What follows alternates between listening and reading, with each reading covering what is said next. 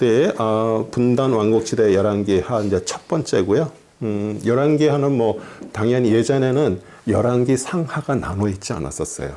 원래 히브리 거기 그 말씀에는 난중의 세대에 와서 이제 그렇게 나눠서 그렇지. 그러니까 사실 쭉 연결된 거예요. 그리고 하나님께서 주신 그 아름다운 나라가 서로 이렇게 갈라졌잖아요. 남유다, 북이스라엘. 그런데 그 처음에 그 통일왕국, 우리 다윗이 통일왕국을 이룰 때 얼마나 나라가 강성하고 부강하고 하나님의 축복을 받아서 살던 것들이 그렇게 갈라짐으로 인해서 점점 쇠약해지고 쇠퇴하는 것들을 이제 오늘 공부를 통해서 우리가 보는 거죠. 그것은 하나님이 주신 그 약속이에요. 약속 언약을 버림으로 인해서 점점 이제 멸망당하다가 이제 나중에 완전히 우리 북이스라엘은 아시리아로, 남유다는 바벨론으로 이렇게 또 멸망당해서 끌려가죠. 그래서 교육 목표는 열왕기에서 하나님은 그 자신의 계획과 목적을 나타내시고요. 또 선지자를 통해서 그걸 이렇게 보여주셨어요. 그런데 왕, 제사장, 또 백성들이 하나님의 언약을 파기하고 자신의 뜻을 이제 고집하다가 망하는 거죠. 근데 하나님은 그 망하는 것을 그게 뭐 하나님의 그러면 다 멸망하는 게 뜻이 그게 아니에요. 그걸 통해서 다시 회복시키려고 그러시는 거예요. 절대 사람은요, 어떤 어려움을 당하지 않고서는 절대 하나님 앞에 올 수가 없어요. 그래서 어떤 때는 암에도 걸리기도 하시고요. 또 어떤 때는 사업을 다 망하게 하시고요. 내가 생각하고 계획했던 것들을 다 망가뜨려 놔서 도저히 내가 길이 없다. 이제 내 힘으로 살던 거 이제 그만 포기하고 하나님의 뜻에 따라 살려고 맘먹고 하나님 앞에 돌아오면 그때부터 하나님께서 우리 인생을 정말 아름답게 축복되게 이끌어 주시는 거예요. 성경은 계속 그걸 얘기를 하고요. 우리 아마 이제 계속 공부하시면서는 아마 여러분도 깨달으실 것이에요. 그 예레미야도 그렇고요. 이사야도 그렇고 계속 책망과 심판과 그런 것들을 얘기를 하고 실제로 또 잡혀가서 고통당하게 하는데 그게 하나님의 뜻이 아니잖아요. 그걸 통해서 돌아와서 이제 회개하고 하나님의 뜻 안에서 들어오면은 하나님께서 회복해 주신다는 거. 그게 모든 성경에 얘기하는 것이에요. 우리 엘리야가 이제 승천하기 전에 세 군데를 이렇게 방문했습니다. 거기에 대해서 우리 한번 공부하고요. 그 다음에 우리 엘리야가 이제 어떻게 보면은 스승이죠. 스승한테 구했던 것들 또 거기서 공부하고, 그 다음에 엘리사가 물에 그는 치유하고, 그 다음에 우리 여호사밧 왕이 어떻게 보면 되게 하나님의 그 좋은 일을 했던 왕이지만 또 결정적으로 자기 아들을 그 아합과 이세벨의 그 딸 아달랴를 하고 결혼시킨 거, 그게 또 문제예요. 그래서 이제 책망을 받고요. 그 다음에 수넴 여인의 헌신과 보상, 그 다음에 그 아들의 죽음과 소생, 그 다음에 나만 장군의 문둥병을 치유하셨어요. 우리 예수님께서도 계속 얘기하시잖아요. 지금 이스라엘에도 얼마나 많은 문둥병 환자들이 있는가 그러면서 나만 장군의 얘기를 하는 거예요. 우리가 공부하면서도 아마 나만 장군을 우리는 예전에 그냥 뭐 요단강에서 그냥 이렇게 해서 뭐 다시 문둥병이 치료되고 뭐 이 정도지만 사실 어떻게 보면 나만 장군은요, 그걸 통해서 완전히 하나님의 사람이 돼버렸어요. 그리고 그 정도 위치에 있는 사람이 가족이 전부 그렇게 하나님을 섬긴다 그러면 그 이방 땅에서 얼마나 많은 사람들이 하나님을 섬기는 것들이 되었을까? 우리가 또 그걸 공부를 하는 거예요.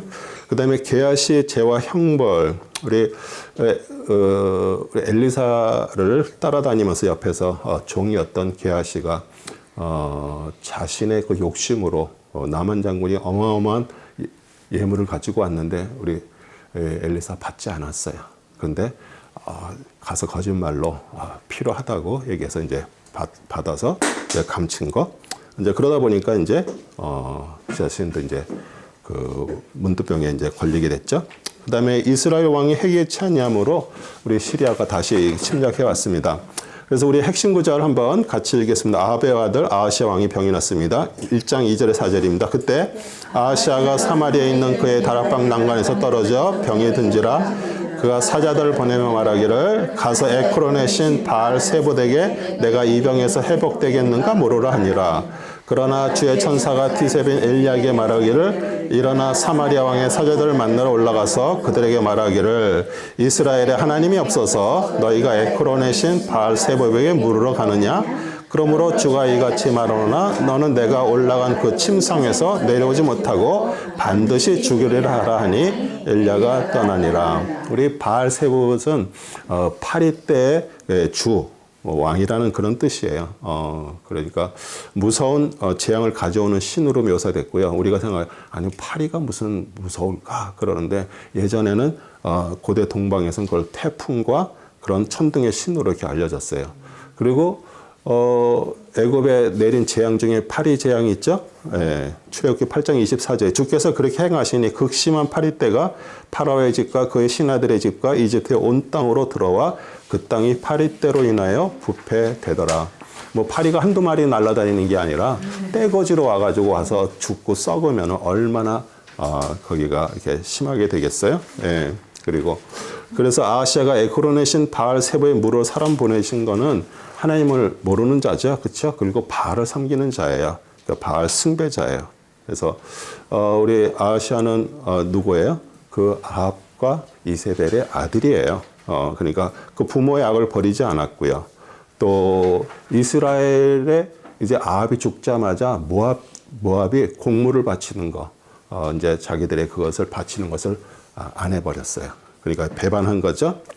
그리고 자신의 병을 경고했음을 불구하고 깨닫지 못하고 바알 세봇에게 묻는 제약을 더했습니다. 그리고서 이제 엘리야를 잡으러 군사를 보냅니다. 1장 13절 16절입니다. 그러자 왕이 다시 세 번째 50부장을 그의 50명과 함께 보내니 그 세 번째 50부장이 올라가서 엘리야 앞에 이르러 무릎을 꿇고 간구해 말하기를 오 하나님의 사람이여 내가 청하오니 나의 생명과 당신의 종들은 이 50명의 생명을 당신의 목전에 소중히 여기소서. 보소서 하늘에서 불이 내려 전번두 50부장을 그들의 50명과 함께 불살랐나이다. 그러므로 나의 생명을 당신의 목전에 소중히 여기소서 하더라. 주의 천사가 엘리야에게 말하기를 너는 그와 함께 내려가라. 그를 두려워 말라 하니 이에 엘리야가 일어나서 그와 함께 왕에게로 내려가니라. 엘리야가 왕에게 말하기를 주께서 이같이 말씀하시기를 내가 에크론의 신을 바알 세볼에 물으려고 사자를 보내었으니 이 말씀을 물을 하나님이 이스라엘 없음이더냐. 그러므로 너는 내가 올라간 그 침상에서 내려오지 못하고 반드시 죽으리라 하셨다 하더라. 예. 우리 먼저 이제 첫 번째, 두 번째 다 50부장이 50명을 데리고 갔는데 하늘에서 불이 내려와서 다 죽었어요. 세 번째 온 50부장은 이제 겸손하게 꿇어 엎드려서 자기들의 목숨들을 귀히 여기다고 간청을 했고요. 하나님께서 이제 엘리야에게 가라고 이렇게 하셨어요. 우리가 생각할 때는 이제 우리 엘리야가 이렇게 기도했어요. 하늘에서 불이 떨어져서 이렇게 그러니까 어떻게 보면 뭐 저주하고 막 그렇게 했던 것처럼 우리가 생각할 수 있잖아요. 그런데 공의 심판을 말하는 거예요. 그리고 자신이 하나님의 사람인 것을 이제 입증하고요.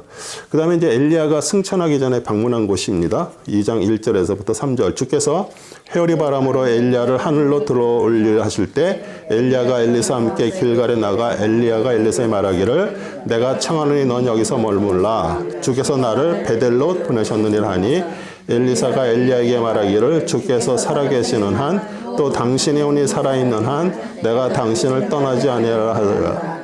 그리하여 그들이 베델로 내려가니라. 베델에 있는 선지자 아들들이 엘리사에게 나와 말하기를 주께서 오늘 당신의 머리 위로 취하실 것을 당신은 아시나이까 하니 그가 말하기를 그렇다. 내가 그것을 아노니 너희는 잠잠하라 하더라. 네. 우리 선지자 생도들도 하나님의 영으로 공부하고 있기 때문에 이렇게 이제 엘리야가 승천할 것을 알았죠. 그런데 이제 첫 번째로 우리 베델로 우리 엘리야가 갔습니다. 보내신 것은 하나님의 영을 풍성히 받기 위해서 우리 베델로 돌아가야 돼요. 그러니까 베델은 하나님의 집이란 뜻입니다. 그렇죠? 그리고 이스라엘 조상 야곱이 형 에서를 피해서 삼촌으로 집으로 도망가다가 첫날 꿈에 만났던 장소고요. 그렇죠? 그래서 어떻게 보면 베델은 우리에게 우리 처음 주님을 만났던 첫사랑, 처음 사랑이 회복이 돼야 되는 것을 우리한테 말해주는 것이에요. 네. 그래서 왜냐하면 그것이 회복되면은 이제 하나님의 영이 우리에게 풍성히 임하게 되고요. 그래서 우리는 제가 누누이 얘기하죠. 우리 신앙생활 하는 거 뭐 여러 가지 하는 것도 중요하지만 내가 처음에 주님을 만났을 때 그 마음을 끝까지 주님 만날 때까지 간직하는 것. 그게 우리의 모든 신앙의 전부라고 얘기할 수가 있어요. 왜냐하면 너무나도 많은 분들이 처음에 그렇게 신앙이 뜨거웠었고 하나님으로부터 정말 많은 적을 했음에도 불구하고 시간이 지나면서 이게 변질되는 것들을 이렇게 많이 보았기 때문에 그게 제일 중요하고요. 우리 이제 읽지는 않았지만 계속 이제 이게 똑같은 얘기가 쭉 반복이 됩니다. 여리고로 또 그다음에 요단으로 이렇게 얘기를 가는데 우리 또 여리고로 보내신 뜻은 무엇일까요? 여리고는 어디에 있어요? 가나안 땅으로 들어가기 바로 입구에 큰 성이 이렇게 버티고 서 있는 것이에요. 그렇죠? 근데 그 길목에 그 서 있던 여리고 성은 우리 이스라엘 백성이 싸워서 이긴 게 아니잖아요. 단지 뭐 했어요? 거기 돌고 마지막 날 7번을 돌고 그냥 외쳤어요. 그랬는데 성이 무너졌어요. 예. 그러니까 어떻게 보면은 그렇게 된 것처럼 우리가 쌓아온 나의 그 자아에 굳은 견고한 성이 무너져야 되는 것이에요. 우리는 자아라 그러면은 이제 좀 피상적으로 자꾸 이렇게 생각을 하는데 자아는 내가 생각하는 나의 우리 속에 나예요, 나. 근데 나이가 들면 들수록 하나님으로부터 말씀 안에서 이렇게 인도를 받지 않으면은 내 자아는 점점 강하게 될 수밖에 없어요. 그 나이 드신 분들 정말 고집 세잖아요. 네. 또 그런 것들에게 정말 우리가 하면서 그게 내 자아가 깨지지 않아서 그러는 거예요. 왜냐하면 내 자아가 깨지면은 자꾸 우리는 내 거를 자꾸 고집하지 않고 이 상황이나 주위의 사람들의 우리의 말을 이렇게 좀 듣고서 이제 하죠. 근데 자아는 다른 거 아무것도 없습니다. 내 안에 아직도 자아가 강하다는 얘기는 뭐예요? 아직 내가 하나님을 나의 왕, 나의 주인으로 섬기지 않고 있다는 얘기예요. 왜냐하면 다 내 위주로 모든 게 돌아가야 돼. 내가 왕이야, 그러니까. 하나님도 나를 옆에서 내가 이루고자 하는 것을 도와주시는 분이라고 생각해. 그 왕이 아니죠. 하인이죠. 우리는 어떤 신앙생활 하면서도 뭐 헌금을 하고 뭘 하는 게 전부 나의 어떤 것을 도와주시려고 그걸 하나님 앞에 드린다 그러면 사실은 그건 하나님을 나를 종으로 부리고 있는 거예요. 예. 우리가 모를 때는 할 수 없어요. 그런데 이제 알면 이제는 우리는 이제 그런 것들을 이제 안 하게 되는 거죠. 그 다음에 이제 요단으로 보내신 이유. 요단은 그 헬몬산이죠. 그 항상 위에 눈이 덮여 있는 헬몬산에서 눈 녹은 물이 밑으로 흘러내려 가지고 요단강을 이렇게 지나죠. 네, 그다음에 이제 갈릴리로 가서 갈릴리 호수가 됐고 갈릴리 호수에서 넘쳐난 물이 내려가서 사해바다로 가는 거예요. 그런데 사해바다는 소금으로 꽉 차 있잖아요. 소금물이잖아요. 네, 왜 빠져나갈 데가 없기 때문에 계속 뜨거운 사막에 그 열기가 계속해서 물이 다 증발하니까 점점 염도의 그 함량이 높아서 그러는 거예요. 그러니까 요단으로 간다는 얘기는 뭐냐면 내가 낮아지지 않으면은 우리는 하나님과 동행할 수가 없어. 우리 예수 그리스도께서는 항상 낮은 자를 위해서 살았어. 그 얘기는 뭐예요? 왕으로 오신 분이에요. 근데 항상 낮은 자들, 창기, 우리 또 세리 뭐 이런 사람들 어떻게 보면 정말 버림받은 자들을 에게 그들을 섬기면서 했어요. 그 얘기는 뭐냐면 항상 모든 물은 전부 어디로 가요? 바다로 가요. 그러니까 바다는 모든 것이 낮아져 가지고 다 바다로 들어가게 돼 있는 거예요. 예. 그래서 제가 그전에도 얘기했죠. 우리가 하나님의 통찰이 임해야 된다. 하나님의 그 지혜가 임해야 된다. 그 얘기가 뭐예요? 그게 우리 헬라어로 휘네라 그래요. 그러니까 같이 이게 합쳐지는 거예요. 그러니까 그리스도의 그 물이 내려가는데 나도 똑같이 낮아지지 않으면 합쳐질 수가 없어. 근데 내가 낮아져서 합쳐졌을 때 거기서 하나님의 통찰이 임하게 되는 거예요. 예, 그래서 내가 교만 또 탐욕 이런 것들이 이게 낮아지고요. 여기서도 제가 그러잖아요. 우리는 그 요단강을 건너면 우리 며칠 후 우리 장례식에서도 뭐 그런 찬송가를 부르는데 요단강을 건너면은 어떻게 돼요? 평안이 임해요. 우리가 소천에서 우리 뭐 천국을 가면 우리 마음에 평안이 넘치는 것처럼 여러분이 정말 낮은 곳으로 자꾸 흘러가다 보면 여러분 안에 평안이 임해요. 그리고 여러분 안에 벌써 천국이 임하기 시작해요. 그래야 우리는 영원한 천국에 들어갈 수가 있어요. 사람이 교만하면요. 항상 그래. 교만은 높은 데 있어 자꾸. 그렇죠? 남보다도 내가 많이 배웠다. 내가 남보다도 많이 가졌다. 그러니까 나도 모르게 교만이 있는 거예요. 그러면 교만이 있으면 점점 위에 올라가 있기 때문에 끝에는 점점 올라가는 것밖에 없지 내려올 수가 없어. 자존심이 있어서 교만이 내려오질 못해. 그럼 항상 어떻게 돼? 꼭 높은데 이렇게 간달간달 서 있는 것 같아. 언제 떨어질까 봐 두려워서 막 이래. 그러기 때문에 우리는 낮아질 때. 그럼 벌써 마음에 평안하잖아요. 그래, 당신이 나보다 그래 낫지. 당신이 그래 나보다 더 똑똑하지. 그렇게 우리는 이렇게 하고 나는 낮은 자리에 가는 거예요. 그게 요단강에 보내신 이유입니다. 그 다음에 이제 엘리사가 엘리야에게 구한 것이 있죠. 2장 9절에 12절입니다. 그들이 건넌 후 엘리야가 엘리사에게 말하기를 나는 너로부터 취하시기 전에 내가 내게 해줄 것을 구하라 하니 엘리사가 말하기를 내가 청하오니 당신의 양의 2배의 분량을 내게 있게 하소서 하는지라 엘리야가 말하기를 내가 어려운 것을 구하였도다. 그렇지만 나를 내게서 취하여 가시는 것을 내가 보면 내가 그렇게 되리라. 그러나 보지 못하면 그렇게 되지 아니라 하더라. 그들이 아직 가면서 이야기를 하는데 보라 불말들이 나타나서 그들 둘을 갈라놓더니 엘리야가 해오리 바람을 타고 하늘로 올라가더라. 엘리야가 그것을 보고 소리지기를 내 아버지여 내 아버지여 이스라엘 병거와 그 기병들이 하더라. 그리고 그를 다시 못한지라 그가 자기 옷을 잡아 둘로 찢으니라. 네. 우리 엘리야가 그러잖아요. 참 너도 참 어려운 것을 나한테 부탁한다 그래요. 그래서 영을 갑절을 더 달라 그러는 게 뭐 엘리사가 그를 받아서 더 위대한 무슨 선지자가 되려 그러는 게 아니잖아요. 왜냐하면 자기는 너무 연약해. 부모님 집에서 이렇게 서 12개월이면 되게 부자예요. 그 집이. 그런 데서 그렇게 농사하던 사람이었어요. 부모님의 그 농사를.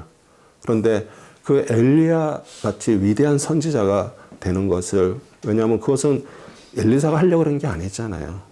엘리야가 와서 하나님께서 보고 엘리사에게 기름 부어서 너를 뒤를 위해서 선지자가 되게 하라 그러니까 자기는 너무 두려운 거예요. 그러니까 하나님의 영을 내가 받지 않으면은 나는 이 사역을 감당할 수가 없기 때문에 그렇게 얘기를 하는 거예요. 그런데 엘리야가 그러잖아요. 내가 그 하나님께서 나를 취하시는 것을 네가 보게 되면은 너에게 그것이 임할 거다 이렇게 얘기를 하잖아요. 그렇죠? 네. 우리 엘리야는 이름이 여호와는 하나님이시다 뜻이에요. 이름 자체가 여호와는 하나님이라는 것을 말하는 거예요. 우리 뭐 잘 아시지만 갈멜산에서 그 바알 아세라 선자들과 싸움에서 하늘에서 불이 떨어지게 하고요. 또 하나님의 사람인 것을 이렇게 자기 이름대로 이렇게 증명을 했어요. 그래서 우리도 역시 여러분도 정말 하나님의 영을 충만히 받기를 원합니다. 여러분들도. 네. 그런데 우리가 기도만 한다고 하나님의 영이 충만히 임할까요? 아니에요. 저는 어렸을 때 이렇게 교회를 다니면은 우리 교회에 이렇게 탁 들어가면은 그 앞에 그 강대상 그 위에 천장에 말씀 충만, 성령 충만, 기도 충만 큰 것이 이렇게 다 붙여놨어요. 그냥 들어가면 말씀 충만, 성령 충만, 기도 충만. 근데 말씀이 충만하다는 얘기가 뭐예요? 말씀은 누가 지었어요? 성령님께서 지으셨어요. 그러니까 말씀이 충만하다는 얘기가 성령 충만이에요. 그 성령 충만에는 성령은 영이시기 때문에 우리 육신으로 하는 게 아니잖아요. 그래서 우리가 성령 충만할 때 벌써 그게 자체가 기도 충만이에요. 그런데 어떤 분은 내가 기도는 막 정말 어마어마하게 기도는 하는데 말씀은 안 읽어. 그러면 어떻게 돼요? 밖에가 한쪽은 크고 한쪽은 작아. 그럼 어디에? 앞으로 못 나가요. 그냥 그 자리에 뱅뱅뱅 돌아. 정말 이렇게 사람들에게 보면은 한 지역에서 좀 오래 살다 보니까 어떤 분들 이렇게 보잖아요. 막 기도 어마무시하게 해.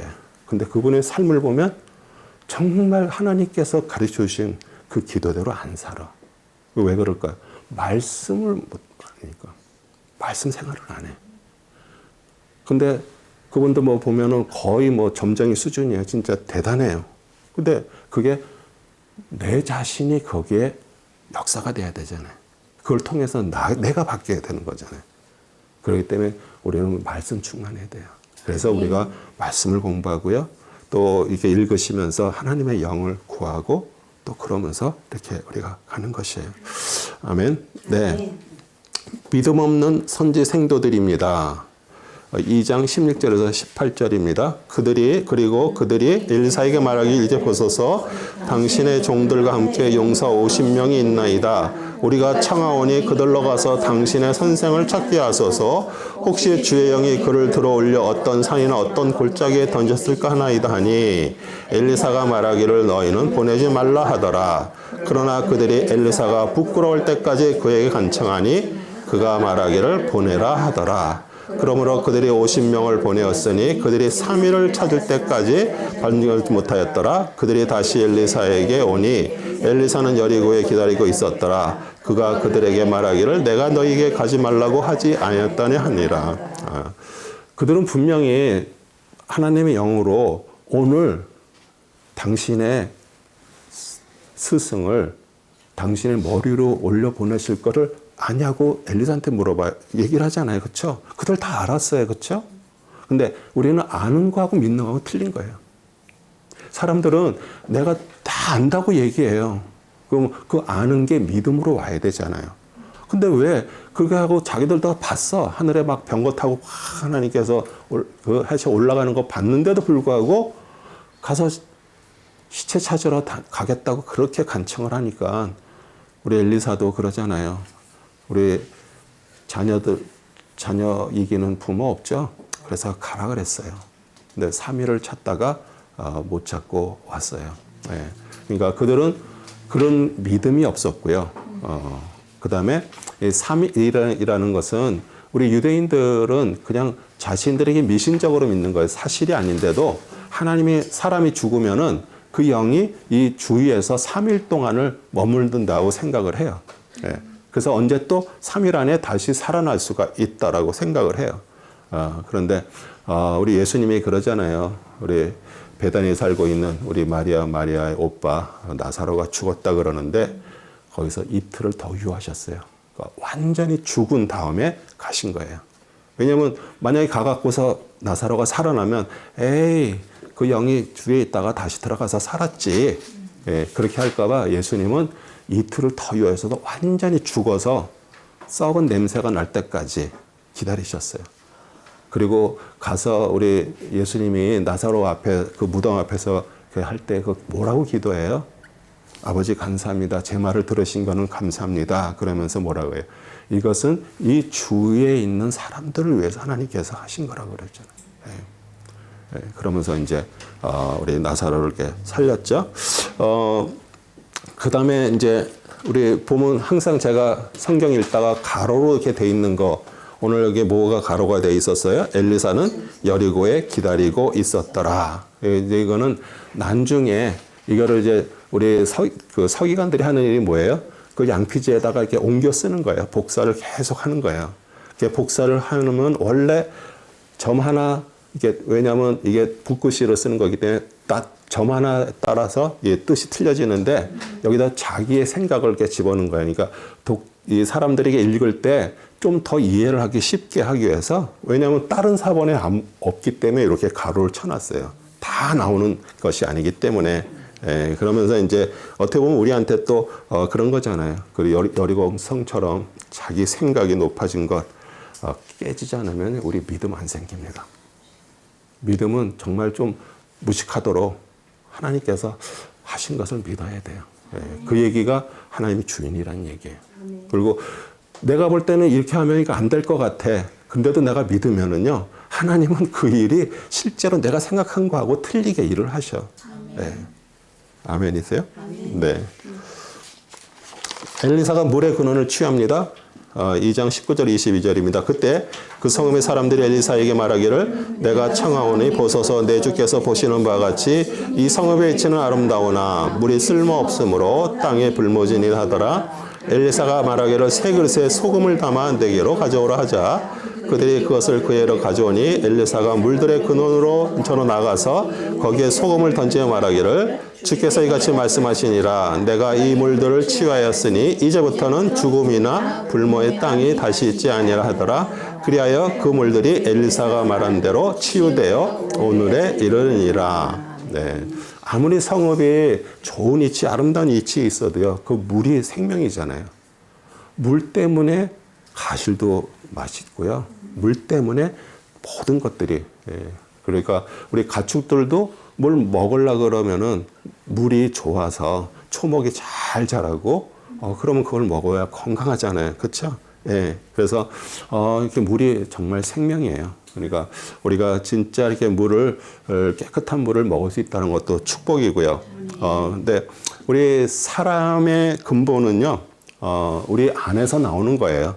우리 입으로 나오는 말이 남을 배려하고요, 기쁘게 하고, 그런데 우리 마음속에 악한 것이 이렇게 밖으로 나오게 되면은 그게 쓴물이잖아요. 그렇죠? 예, 주위 사람들을 더럽히게 하고요.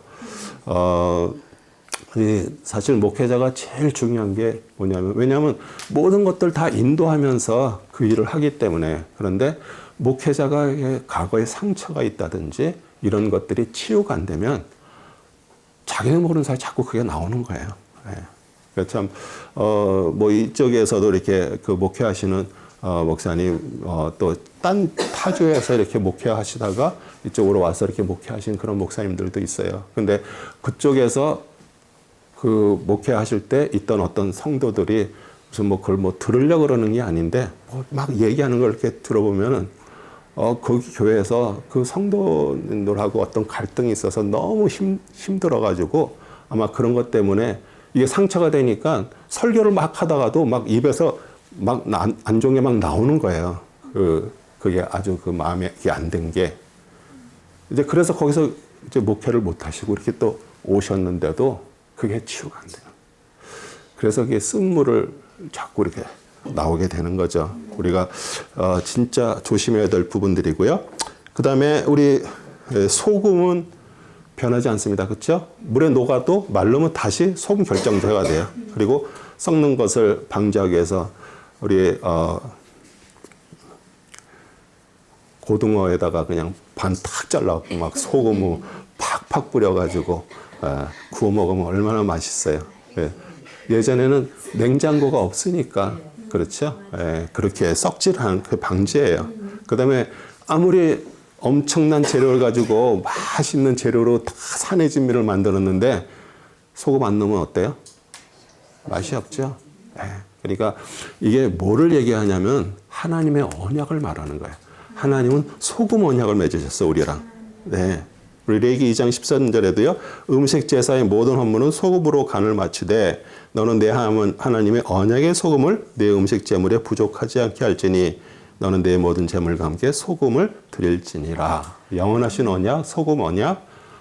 그래서 우리도 진짜 어떤 사람은 거기 어떤 이렇게 사람이 모임에 들어가면 그 사람으로 인해서 깨지고 그 사람으로 인해서 막 힘들어지고 그래. 근데 우리는 맛을 내는 사람들이 돼야 돼. 우리가 어디 안에 가면 나로 인해서 사람들이 맛이 나야 돼. 그리고 변하지 않고요. 우리 하나님께서 우리한테 주신 그 언약을 붙들고서 사는 자들이 되는 거예요.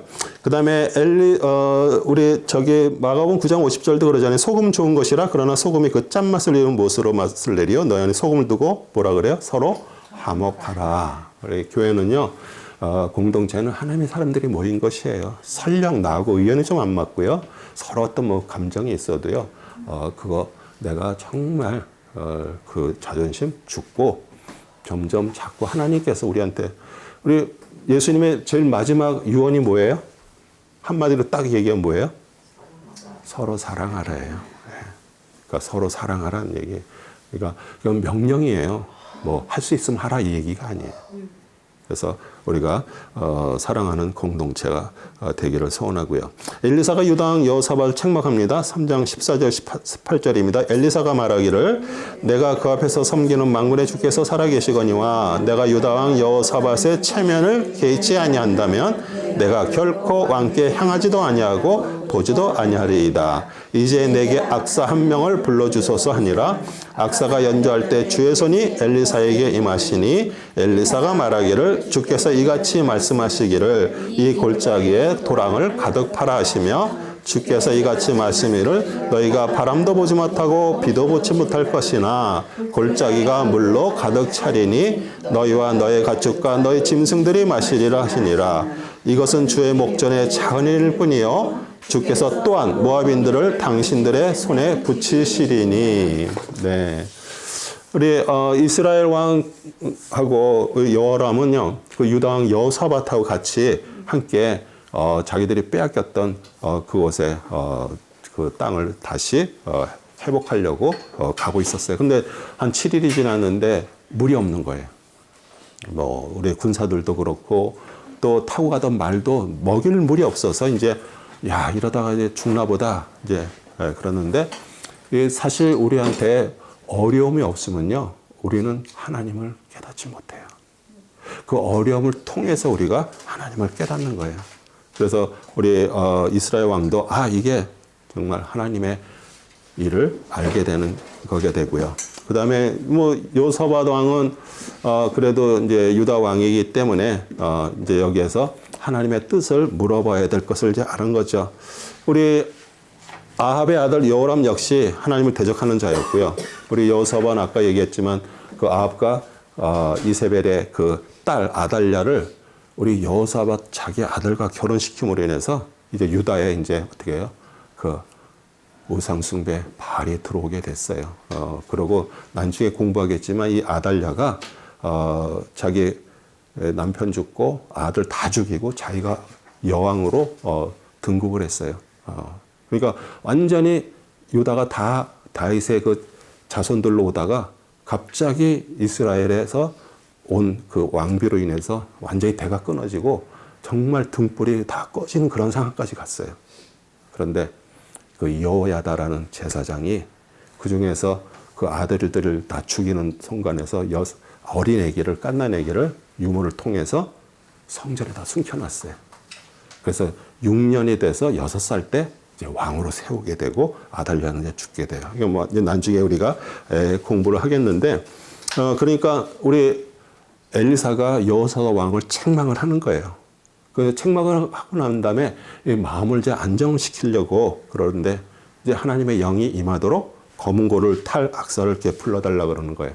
그러니까 하나님의 영이 임하는 것은 그냥 우리가 어떤 내 마음에 막 이런 것들이 있을 때 임하는 것이 아니라 안정하고 있을 때 그때 임하게 되고요. 우리 사무엘상 10장에서 5절 6절 보면 우리 사울 왕도 그렇게 하나님의 영이 임했던 사람이에요. 그 후에 내가 필리스타인의 거점이 있는 하나님이 사는 이니 그쪽으로 가서 성읍에 넣은 솔터리와 북과 피리와 하프를 앞세우고 산당에서 내려오는 선자의 무리를 만나려니 그들이 예언할 것이라. 그때 주의 영이 내게 임하려니 내가 그들과 더불어 예언하고 다른 사람으로 변하리라. 그래서 우리 사울 왕도 하나님의 영이 임했던 사람이었습니다. 그리고 시편 150편 6절에도 호흡이 있는 모든 것들은 주를 찬양하라. 주를 찬양할지어다. 그래서 우리가 예배 드리면서도 우리가 찬양을 드리고요. 하나님 앞에 할 때 우리 마음이 열리는 거죠. 우리가 그 전에 찬양의 밤 하면서 우리 마음이 이렇게 열린 것처럼. 그래서 제가 이렇게 몽고에 정말 살고 있는 사람들의 그 삶 속에서 하는 것들을 이렇게 한번 유튜브에서 이렇게 봤는데 거기를 이제 낙타들 키우잖아요. 근데 어떤 한 마리 낙타가 어미 낙타가 자기가 난 새끼 낙타가 젖을 먹으려면 뿌리치고 먹이질 않는 거예요. 아무리 주인이 갔다가 해도 뿌리치고 절로 가버리고 그러니까 새끼 낙타가 막 빼짝빼짝 말아서 거의 죽게 됐어요.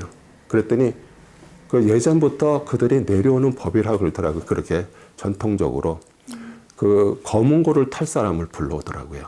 그러니까 악기는 저 우리나라 검은고하고는 조금 틀린데 그래갖고 낙타가 이렇게 어미 낙타가 있어. 거기 딱 앉아서 이 사람이 그 검은고를 타는 거예요. 근데 그 소리가 되게 구슬퍼. 그러니까 그렇게 한참 딱 타고 났는데 그 어미 낙타에서 눈에서 이게 크로즈업해서 이제 화면을 보여주니까 거기서 쭈루루 이렇게 눈물이 흘러. 그러더니 아기한테 젖을 먹이는 거야. 그래서 그렇게 보면서 이게 참 이게 그러니까 그 얘기 뭐냐면 음악이라는 게 그렇게 사람의 마음을 움직이는 거예요. 그래서 사실 우리가 교회에서도 정말 하나님의 찬양을 이렇게 부르면서 하나님의 영이 우리한테 임하고요. 그 다음에 우리 젊은 사람들이 이렇게 왜 악해지고 막 그렇게 가요. 그 음악 자체가 사단의 음악들 그냥 그런 것들로 인해서 되는 것들을 우리가 이런 걸 이렇게 보면서 이제 알게 됩니다. 그 다음에 선지자 생도의 가족을 돌봅니다. 4장 1절을 7절입니다. 그때 선지자들의 아들들의 아내들 중 어떤 여인이 엘리사에게 부르짖어 말하기를 당신의 종 나의 남편이 죽었나이다. 당신은 당신의 종이 주를 두려워함을 아시나이다. 그런데 채권자가 와서 내 두 아들을 취하여 그의 종으로 삼고자 하나이다 하자 엘리사가 그녀에게 말하기를 내가 너를 위하여 어떻게 하랴? 내가 집에 무엇을 가지고 있는지 내게 말하라 하니 그녀가 말하기를 당신의 여종이 집에 기름 한 병 외에는 아무것도 가진 것이 없나이다 하더라. 그러자 엘리사가 말하기를 가서 내 모든 이웃에게서 그릇들을 빌려오라. 빈 그릇을 빌리되 조금 빌리지 말라. 그리고 안으로 들어가서 너와 내 아들들은 문을 닫은 후 그 모든 그릇들에 부어 가득 찬 것은 옆으로 놓으라 하자 그녀가 엘리사로부터 가서 그녀와 그녀의 아들들이 문을 닫은 후 그 아들들이 그녀에게 그릇을 가져오니 그녀가 붙더라. 그 그릇들이 다 찬지라. 그녀가 아들에게 말하기를 그릇을 내게 더 가져오라 하자 아들이 말하기를 그릇이 더 없다이다 하니 기름이 그쳤더라. 그리고 나서 그 여인이 하나님의 사람에게 와서 고하니 그가 말하기를 가서 기름을 팔아 내 빚을 갚고 남은 것으로 너와 내 자식들이 생활하라 하더라. 우리 엘리사에게 많은 선지자 생도들이 있었어요. 그렇죠? 베델에도 있었고요. 또 여리고에도 있었고요. 요단 지역에도 이렇게 있었습니다. 그런데 이제 남편이 죽고 정말 어떻게 살 줄 몰라서 이렇게 하는 근데 그릇을 빌려오라 그러고 하나님께서 그 빈 그릇에다가 기름을 채워 주셨어요. 그러면서 오늘 그 선지 생도의 그 부인이 이렇게 얘기해요. 하나님의 사람 이렇게 얘기해요. 하나님의 사람은요, 하나님과 교제하는 기도의 사람이에요. 그리고 하나님의 뜻을 잘하는 또 하나님의 지혜의 사람이고요.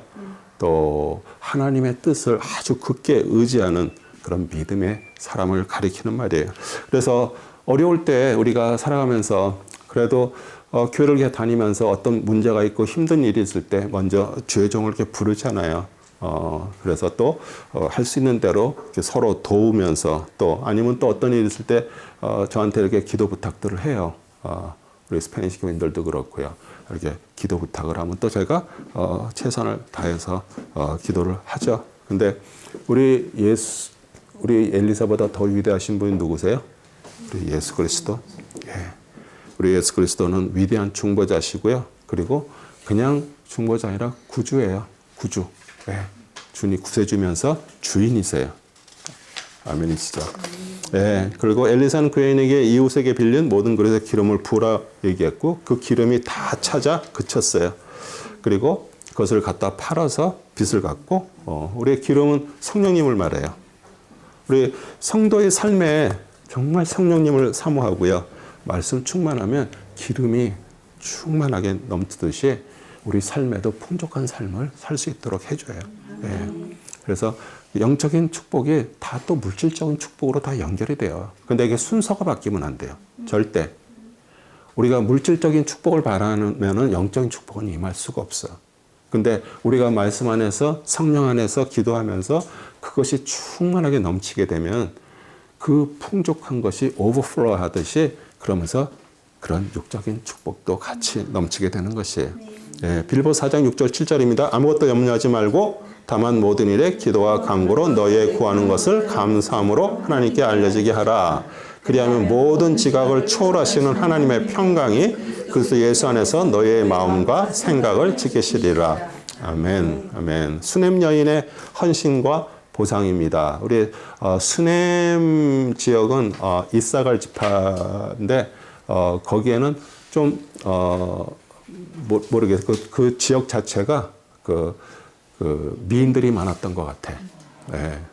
우리 이번 주에 말씀도 우리 아가서잖아요. 우리 솔로몬과 술람미 여인의 사랑 이야기인데 그 여자도 이 수넴 출신이에요. 또 우리 여러분도 잘 아는 다윗이 너무 나이가 들어가지고 몸이 추워. 그래갖고 그 아비삭이라는 그 처녀를 갖다가 이렇게 보필하게 했죠. 똑같이 수넴 여인이에요.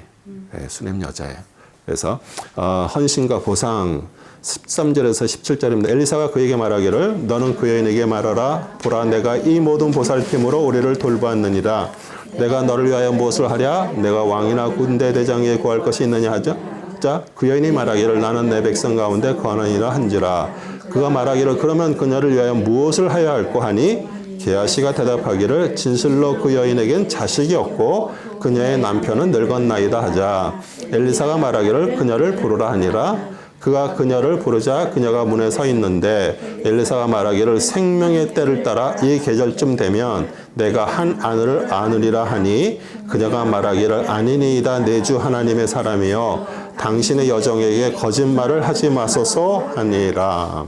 네, 우리 엘리사가 그 여인에게 왜냐하면은 우리 엘리사가 그 지역을 이렇게 수넴 지역을 이렇게 통과해서 지나가는데 그 지역에 있는 이 수넴 여인이 하나님의 사람이 가다가 피곤하고 힘들면 좀 와서 쉬도록 자기 집에다가 그 2층에다가 방을 만들어 놓고 이렇게 여러 가지 이렇게 하면서 이렇게 보살펴 주셨어요. 그러니까 너무 감사해서 우리 게하시를 통해서 네가 원하는 게 있냐 이렇게 물어보는데 우리 게하시가 그러잖아요. 남편도 나이가 늙었고 자녀가 없습니다. 그래서 근데 오늘 네가 생명의 때에 아들 안으니라 이러니까 우리 수넴 여인이 뭐라 그래요? 나에게 거짓말하지 마세요 이렇게 얘기하잖아요. 왜 그럴까요? 믿음이 없는 거예요.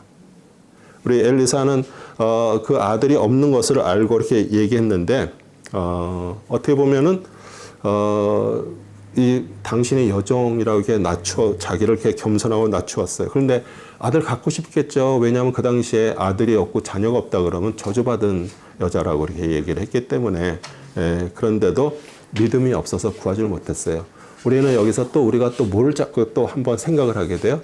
아브라함의 아내 사라도 똑같이 천사들이 와서 내 이맘때 이렇게 네가 아들을 낳으리라 그랬더니 황당했겠죠. 그래갖고 뒤에서 이렇게 천막 뒤에서 이렇게 웃었어요. 그래서 이제 이삭 이름에 이삭이란 뜻이 웃음이란 뜻이에요. 그러니까 왜냐하면 자기가 자기 자신을 알잖아요. 자기가 경수가 끊어졌어. 더 이상 아기를 날 생산할 수가 없어. 그렇기 때문에 하나님의 일인 거예요. 그게 이삭이 하나님의 사람이라는 것을 얘기를 하는 거예요. 이 여인도 남편이 늙었잖아요. 그러니까 자기가 볼 때는 상식적으로 안 되는 거예요. 그렇죠? 그러니까 엘리사한테 거짓말 하지 말라고 이렇게 얘기하잖아요. 그런데 우리가 믿음이 있어야 돼요. 하나님께서 말씀하실 때 우리가 믿음으로 받아야 되는 것이에요. 그런데 그 귀한 아들이 이제 죽었습니다. 수넴 여인의 아들이 죽습니다. 32절 36절 엘리사가 집에 돌아오니 보라 그 아이가 죽어 침상에 누워 있더라. 그러므로 엘리사가 들어가서 두 사람만 있도록 문을 닫고 주께 기도하더라. 그가 올라가서 그 아이 위에 엎드려 자기 입을 아이의 입에 자기의 눈을 아이의 눈에 자기의 두 손을 아이의 두 손에 대었더라. 그가 자기 몸을 그 아이 위에 대자 그 아이의 살이 점점 따뜻해지더라. 그러자 그가 돌이켜 집안을 이리저리 거닐다가 올라가 자기 몸을 그 아이 위에 대니 아이가 7번 재채기라고 눈을 뜨는지라. 그가 게하시를 불러 말하기를 이 수넴 여인을 부르라 하자 그가 그녀를 부르니라. 그녀가 엘리사에게 오자 그가 말하기를 내 아들을 데리고 가라 하더라.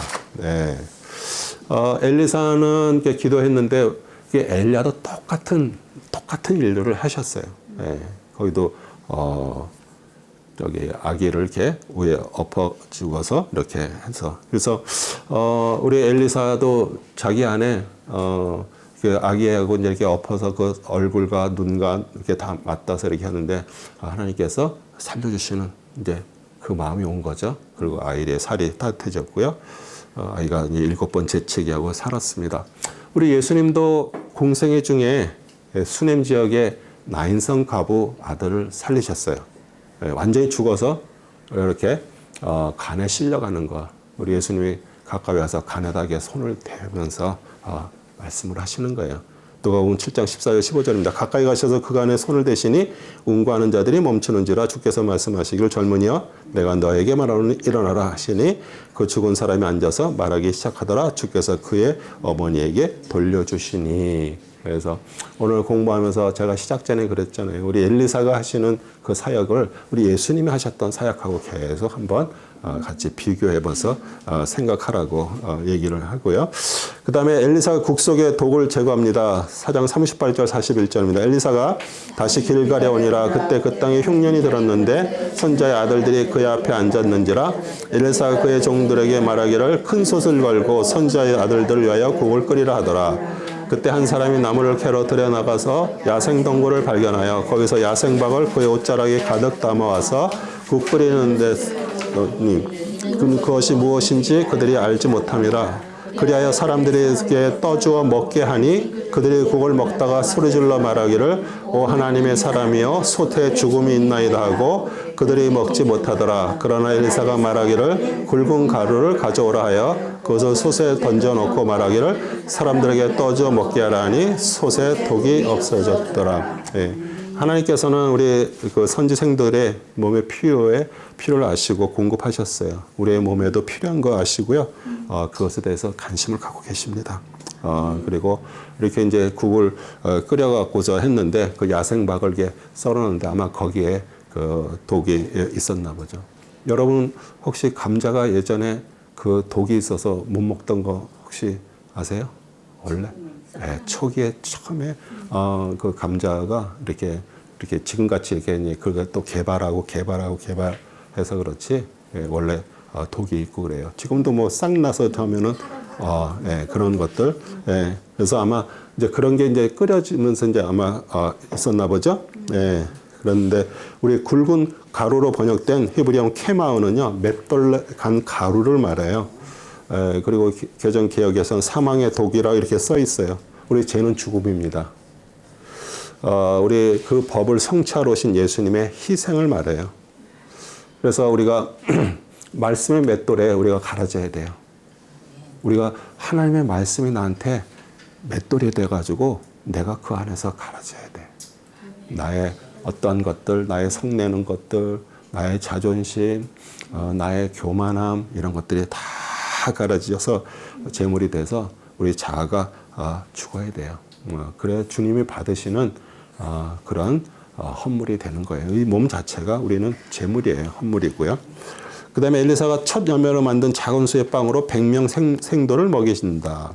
우리 42절에 44절입니다. 어떤 사람이 바알 살리사로부터 왔는데 첫 열매들로 만든 빵, 즉 보리빵 20덩이와 껍질을 까지 하는 자리 7곡씩 이삭들을 하나님의 사람에게 가져온지라. 엘리사가 말하기를 사람들에게 주어 먹게 하라 하더라. 그러자 그의 사안이 말하기를 무슨 말씀이니까 내가 이것을 100명 앞에 차려놓으리까 하니 엘리야가 다시 말하기를 사람들에게 주어 그들로 먹게 하라. 주까지 이렇게 좀 말씀하시기를 그들이 먹고 남기리라 하시느니라. 아멘. 그리하여 그가 그것을 그들 앞에 차려놓으니 주의 말씀과 같이 그들이 먹고 남겼더라. 우리 길갈에 있는 생도들이 100명인데 한 20명 먹을 수 있는 걸 가지고 너무 부족했죠. 그러나 그 엘리사를 통해서 여호와의 말씀처럼 그들이 배불리 먹고 또 남겼어요. 우리 메시아이신 예수님께서 오셔서 오병이어를 통해서 남자만 5,000명을 먹이실 그 기적을 예표하는 거예요.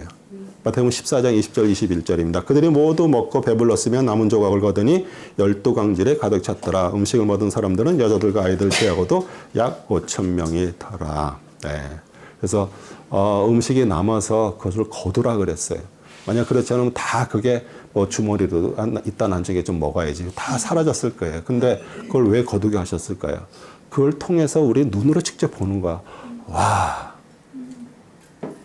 보리떡 5개하고 물고기 2마리가 이렇게 남자만 5,000명이니까 거의 15,000명 되는 사람들이 먹고도 12강제가 남았다는 그걸 눈으로 보면서 그런데도 그 이후에 사람들이 뭐예요? 예수님은 떡을 주고 배부르게 하는 육신의 것을 채워주는 분이라고 생각해서 그분을 왕으로 삼으려고 그랬어요. 또 예수님이 제자들 빨리 보내고 산에 올라가셨어요. 나만의 이제 문둥병을 치유합니다. 5장 10절에 14절입니다. 엘리사가 그에게 신부는꾼을 보내어 말하기를 가서 요단강에서 7번 씻으라. 그리하면 내 살이 회복되고 내가 깨끗게 되리라 하자. 나만이 노하여 돌아가며 말하기를 보라 나는 그가 반드시 내게로 나와서서 주 하나님의 이름을 부르며 그의 손으로 병든 부위를 쳐서 문둥병을 고치라 생각했노라. 다마스카의 강 아바나와 파르발이 이스라엘 모든 물보다 낫지 아니하냐? 내가 그 강에서 씻으면 깨끗해지지 않겠느냐 하고 분내에 차서 돌이켜 가니라. 그러자 그의 종들이 가까이 나와 그에게 구하여 말하기를 내 아버지여 만일 그 선지자가 당신께 어떤 큰 일을 하라고 명하였다면 당신은 그 일을 하지 않겠나이까 하물며 그가 당신께 씻어 깨끗하게 한 것이라니까 하더라. 이에 그가 내려가서 하나님의 사람의 말에 따라 요단강에 7번 몸을 담그니 그의 살이 어린아이의 살같이 회복되어 깨끗해졌더라. 우리 엘리사는 어떤 권력 앞에서 아부하거나 연약하지 않습니다. 그냥 단지 하나님의 뜻을 전했고요. 우리 나만에게 요구한 것은 뭐예요? 순종을 요구한 거예요. 그리고 믿음을 요구한 거예요. 근데 우리 나만은 아까 읽었잖아요. 선지자가 나와서 자기 이 문둥병 거기다 이게 손을 대고 기도하고 그렇게 하는 게 자기 생각을 갖고 온 거예요. 그런데 엘리사도 안 나오고 누가 나와서 게하시가 나와가지고서 얘기를 하니까 얼마나 화가 났겠어요. 나를 무시하는 거냐고. 그래서 이제 막 가려고 그러니까 우리 그래도 옆에 종들이 주인이요. 이보다 더 큰 걸 얘기해도 이게 낫는 게 중요한 거 아니에요? 우리 사람들은요. 본질이 뭔지를 자꾸 잊어버려. 우리 예수님의 자기 그 딸이 귀신 들려가지고, 와가지고, 그 예수님의 정말 옷자락이라도 만지면은 낫겠다는 그런 믿음을 가지고 수로보니게 여인이 왔어요. 그렇죠? 네. 그런데 정말 그 믿음이 있었기 때문에 그것이 들어간 거잖아요. 근데 예수님이 뭐라 그래요? 돌아보시면서 나에게 내 옷자락을 누가 만졌냐 그러잖아요. 그러니까 베드로하고 막 주위에서 제자들이 아니 사람이 많아서 막 밀고 하는데 뭐 누가 만진 걸 아니야. 나에게서 능력이 나갔다 그러잖아요. 그러니까 두려워서 수로보니 여인이 자기라고 얘기를 하니까 우리 예수님이 뭐라 그래요? 나는 이스라엘의 사람들에게 보냈고 그 떡을 개들에게 던지지 않는다 그래요. 그러면 그 얘기 들으면은 그럼 나는 개냐? 그러고서 저거 할 거 아니에요. 근데 어떻게 했어요? 중요한 게 뭐예요?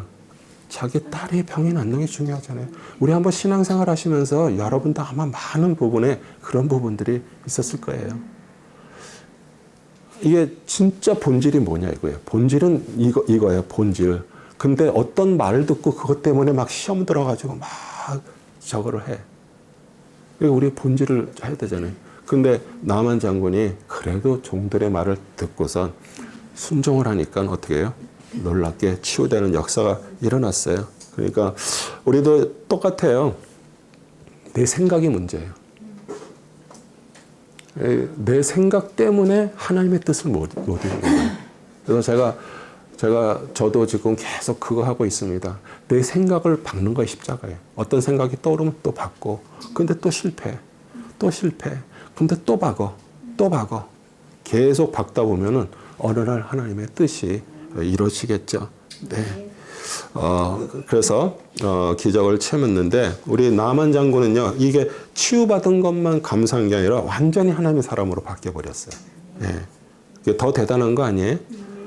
제가 권사님하고도 이렇게 대화 중에 그런 얘기를 했어요. 저도 하나님께서 이렇게 치유의 은사 주셨어요. 근데도 제가 그걸 해가지고 만약에 여기서 막 우리 치유은사 한다 그러면요. 사람들 많이 옵니다. 근데 제가 왜 그걸 안 해요? 제가 그 전에서 교회에서 치유 사역을 거의 한 1년 넘게 해봤어요. 매주 금요일마다 300명 이상의 사람들이 왔어요. 근데 그들이 원하는 건 뭐였어요? 내 몸이 낫는 거를 원했어요. 무조건. 그러고서 한 달, 두 달 지나면 똑같이 와요.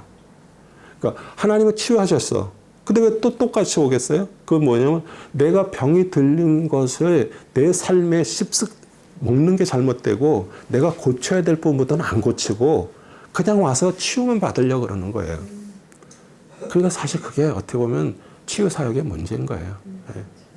그래서 근데 이 나만 장군은요 정말 대단해. 한번 읽을까요? 16절 18절입니다. 엘리사가 말하기를 내가 그 앞에서 섬기는 주께서 살아계시거냐 내가 아무것도 받지 아니하였으니 나만이 받으라고 그에게 간권하여도 그가 거절하였더라. 나만이 말하기를 그렇다면 내가 청하오느니 노새 2마리의 실을 흙을 당신의 종에게 주소서. 당신의 종이 이제부터 다른 신들에게는 번제와 희생제를 드리지 아니하고 주께만 드리리이다. 이 일에 주께서 당신의 종을 용서해 주시길 원하오니 이는 내 주인이 림몬의 집에 경배하려고 들어가서 내 손을 의지할 때 나도 림몬의 집에서 절함이니이다. 내가 림몬의 집에서 절을 할 때 주께서 이 일에 당신의 종을 용서해 주시기를 원하나이다 하니. 우리 엘리사는 주는 예물 거절했습니다. 뭐 물질적으로 풍부하진 않지만 탐심도 없었고요. 그 당시에 뭐 물질적 탐욕을 품었던 제사장들, 거짓 선지자들, 이방 선지자들과 구별된 삶을 살았습니다. 그리고 우리 나아만은 진짜 하나님의 진짜 신인 거, 주인인 걸 알았어요. 그리고 그렇게 얘기하잖아요. 자기는 어떻게 보면 왕의 밑에 있는 신하야, 그렇죠? 어떻게 보면 정말 군인들의 그 강직함을 여기서 또 볼 수가 있는 것이에요. 제가 우리 군인들 좋아하는 게 뭐예요? 그분들은 하나가 딱 박히면은요, 다른 게 없습니다. 하나님 앞에 딱 이게 옳다라 그러면은 흔들림이 없어. 왔다 갔다 하질 않아. 자기 왕이 그 림몬 신전에 들어가서 이렇게 그 신에게 절할 때 자기도 옆에서 그 절을 하지만 내 마음은 그가 아니라는 것을 좀 알아달라고 오늘 엘리사한테 이렇게 얘기를 하는 거예요. 정말 대단한 사람이죠. 그러면서 진짜 하나님의 모든 만물의 주인이심을 알았어요. 그 다음에 이제 게하시의 죄와 형벌입니다. 22절, 27절입니다. 그가 말하기를 평안하이다. 내 주인이 나를 보내며 말씀하시기를 보소서 지금 에브라임 산지에서 선지의 아들 중 2 청년이 내게 왔나이다. 내가 청하오니 은 1달란트와 옷 2벌을 그들에게 주소서 하더이다.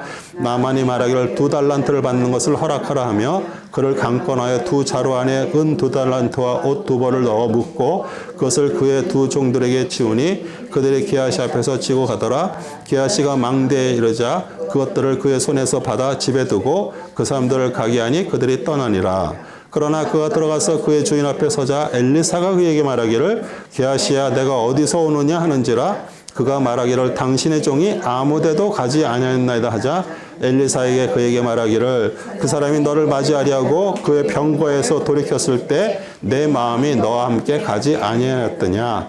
지금이 돈을 받고 옷을 받고 올리브밭과 포도원과 양들과 소들과 남종들과 여종들을 받을 때이더냐. 그러므로 나만의 문병용이 너와 내 씨에게 영원히 붙어 있으리라 하더라. 게하시가 눈처럼 하얀 문둥병자가 되어 그의 면전에서 나갔더라. 우리 게하시가 입장에서 볼 때는 아니 그렇게 바리바리 싣고 온 것을 예물을 다 거절하니까 저 중에 조금이라도 나한테 좀 주지. 물질에는 욕심이 있었어요. 그래갖고 이제 그 가는 나만 장군 쫓아가 거짓말로 이제 은 1달란트, 옷 2벌 요청했더니 그에게 이제 더 많이, 그러니까 둘이서 줬다는 얘기는 어마어마하게 무겁게 받았다는 얘기예요. 그리고 집에 감췄습니다. 근데 그러고 이제 거짓말하죠. 벌써 엘리사는 다 영안이 알려서 다 보고 있잖아요. 네가 거기 갔을 때 내 마음이 너와 같이 가지 않았냐? 그렇게 얘기를 하잖아요. 그래가지고 이 나아만에게서 치유됐던 문둥병이 우리 게하시한테 갔어요. 그리고 자기만 간 게 아니라 그 가족 씨에까지 형벌을 받았어요. 근데 우리가 이제 다음 주에 공부하면은 정말 반전이 일어납니다. 우리 개아 씨가 문둥병에 걸렸었는데 반전이 일어나요. 다음 주에 공부할 거고, 그 다음에 엘리사가 물에 빠진 도끼 머리를 찾아줌 6장 4절 7절입니다. 그리하여 그가 그들과 함께 갔으니 그들이 요단에 가서 나무를 베더라. 한 사람이 목자를 베는데 도끼 머리가 물에 떨어진지라. 그가 소리질러 말하기를 아 선생님이여 이것은 빌려온 것이다 하니 하나님의 사람이 말하기를 도끼가 어디에 떨어졌느냐 하자 그가 엘리사의 그 자리를 보여주더라. 엘리사가 나뭇가지를 베어 물에 던지니 그 쇳덩이가 떠오른지라. 그러므로 그가 말하기를 그것을 내게로 집어올리라 하니 그 사람이 손을 내밀어 그것을 잡았더라. 우리 선지 생도들이 이제 점점 많아지다 보니까 거처할 공간 뭐 이렇게 좀 필요했었죠. 그래갖고 팔레스타인 다른 지역에는 나무들이 없어요. 근데 그 요단 지역에 가면 나무들이 있었습니다. 그래갖고 거기 가서 또 도끼도 빌려가지고 왔어요. 근데 나무를 베다가 도끼날이 물에 빠지는 어려움이 생겼어요. 우리 도끼날은요, 이렇게 나무를 찍다가 이렇게 또 갈고, 날카롭게 갈고, 그러고 이렇게 찍어야 되는 것이에요. 근데 묻어진 상태로 그냥 막 힘만 내고 찍으니까 어떻게 그 도끼, 그 날이 거기가 나무가 부러져 버렸어요. 예. 우리, 어떻게 보면은, 우리에게도 참 많은 것을 줘요. 우리도 하나님의 말씀 안에서 날카롭게 내가 내 삶이 바뀌지 않으면요, 우리는 어려움을 당할 수밖에 없고요. 그리고 도끼머리가 그 떨어진 것처럼 우리는 그 떨어진 곳이 무엇인지 한번 기도하고서 찾아야 돼요.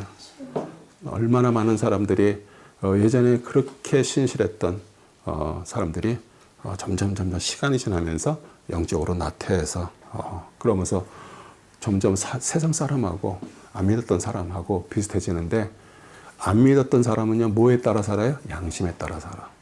자기가 양심이 있어.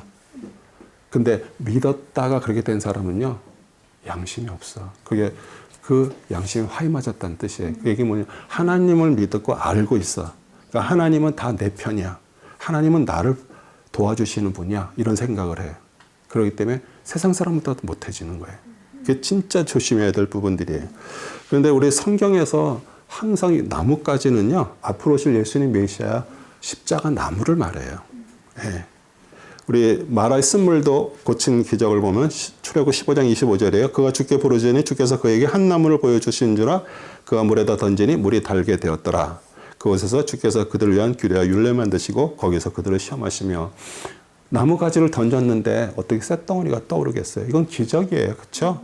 예. 근데 참 자유주의 신학자들은요, 이거를 가지고 그 나무까지 이렇게 끝으로 이렇게 해가지고 그 도끼머리 고기를 이렇게 넣어가지고 끄집어냈다고 얘기를 해요. 그러니까 성경에서요, 기적 빼면요, 그냥 껍데기만 남아요. 속에 하나님의 다 기적들이에요. 예.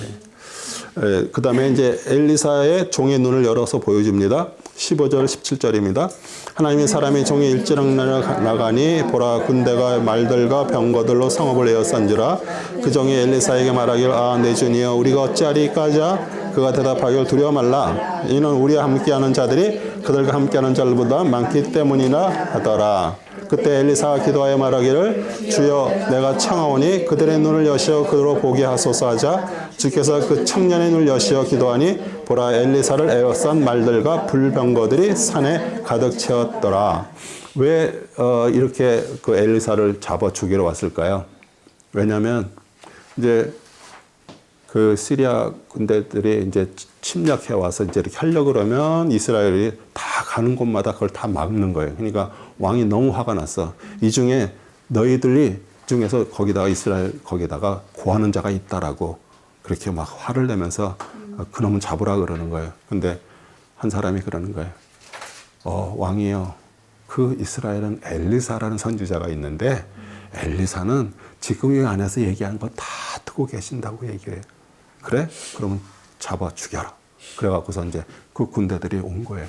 그래서 도단성으로 와서 거기 막 꽉 완전히 그냥 꼼짝을 못하게 했어요. 그랬더니 여기서 나오는 사안은 게하시가 아니에요. 다른 사안이에요. 와갖고 그러잖아요. 막 군대들이 다 왔는데, 그러니까 우리 엘리사가 기도해갖고 그 종의 눈을 열어놨어요. 그랬더니 뭐가 보였어요? 그들 주위에 하나님의 군사들이 있는 것이 보인 거예요. 예. 그래서 눈이 열리게 하셔가지고 함께 있는 것을 보게 됐어요. 그리고 우리는 육의 눈만 갖고서 우리가 산다 그러면은요, 우리의 삶의 어려운 현실 속에서 정말 하나님의 영의 눈이 열리기를 우리는 간구하는 기도를 해야 돼요. 왜냐하면 우리가 그냥 세상에 살고 있는 눈에 보이는 것들만 전부가 아니거든요. 보이지 않는 것이 더 어마어마한데 우리 그것을 못 보니까 어떤 어려움이 오면 막 두려워하고 막 떠는 거예요. 아, 이거 어떻게 살지? 이거 어떻게 해결하지? 예. 근데 우리에게 뭘 할 수 있어요? 하나님 앞에 기도할 수 있는 거예요. 그렇죠? 예. 그리고 여러분 삶에 정말 어려움이 찾아올 때 두려워 말라. 우리 함께 하신 하나님을 보고 내 자신에게 한번 외치는 거예요. 두려워하지 마. 하나님은 이거보다 더 큰 일들을 해주실 거야. 그렇게 우리는 믿음으로 우리 자신에게 외치는 것이죠.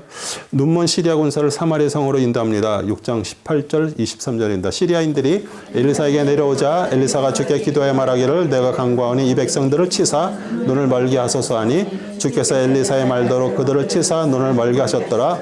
엘리사가 그들에게 말하기를 여기는 길이 아니요 여기는 성읍이 아니니 나를 따라오라. 너희가 찾고 있는 사람에게로 너희를 인도하리라 하고 그들을 사마리아로 인도하니라. 그들이 사마리아로 들어가자 엘리사가 말하기를 주 이 사람의 눈을 열어 그들로 보게 하소서 하자 주께서 그들의 눈을 열어주시어 그들이 보았는데 보라 그들이 사마리아 한가운데 있더라. 이스라엘 왕이 그들을 보고 엘리사에게 말하기를 내 아버지여 내가 그들을 치리이까 내가 그들을 치리이까 하니 그가 대답하기를 왕께서는 그들을 치지 마소서 왕께서는 왕의 칼과 할로 사로잡은 자들 치시겠나이까 그들 앞에 빵과 물을 차려주어 그들로 먹고 마시게 하고 그들의 주인에게로 가게 하소서 하니 왕이 그들을 위하여 많은 음식을 마련한지라. 그들이 먹고 마신 후 그들을 보내니 그들이 자기들의 주인에게로 갔더라. 그리하여 시리아 군대가 더 이상 이스라엘 땅에 들어오지 아니하더라. 네, 하나님께서는 우리를 영적으로 또 열기도 하시고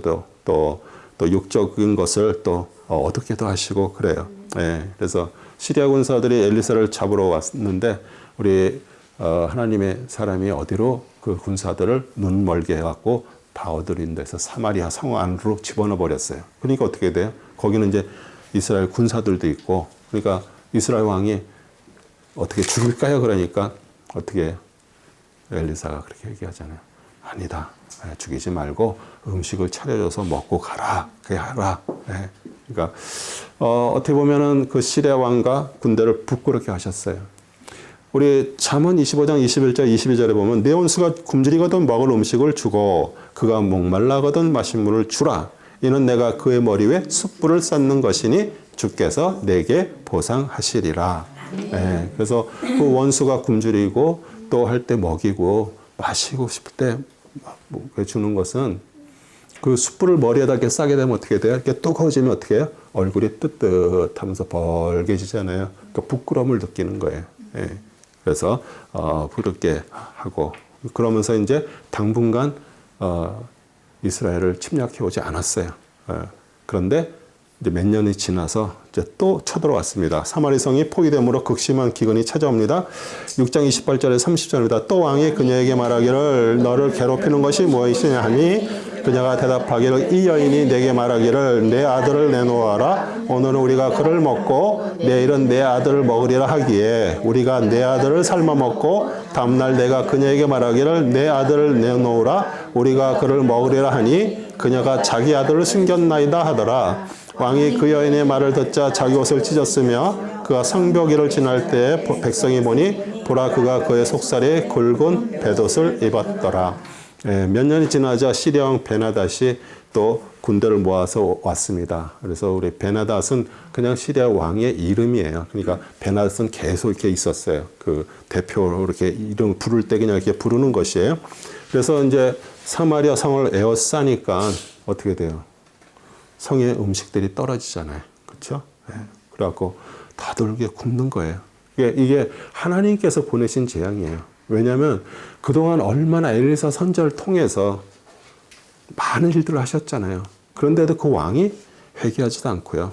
하나님 앞에 나오질 않는 그런 그것 때문에 이제 또 이렇게 침략을 당했어요. 그러니까 얼마나 배가 고팠으면 자식까지 삶아먹는 그런 일들이 일어났어요. 근데 이게 실제적인 일이에요. 뭐 저는 이게 북한에서 살던 사람들, 정말 그 어떤 사람들 와서 얘기하고 간증하는 걸 이렇게 들어보니까 정말 먹을 게 없어가지고, 그 죽은 사람 저거를 해가지고 먹고, 그랬다 그러더라고요.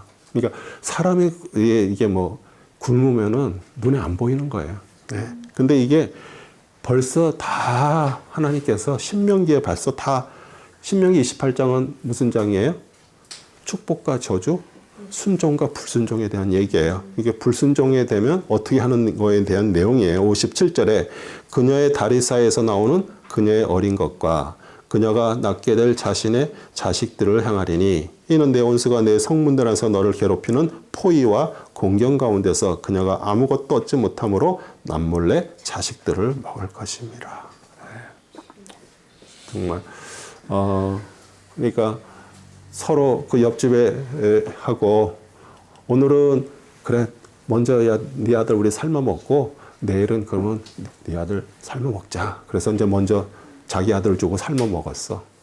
그래서 이제 다음 날이 돼 갖고서 이제 그러면 야, 네 아들 줘 우리 먹자 그러니 숨겨버렸어. 그래도 이스라엘 왕이 그래도 조금 양심이 있죠. 그래도 속에 뭘 입었다 그래요?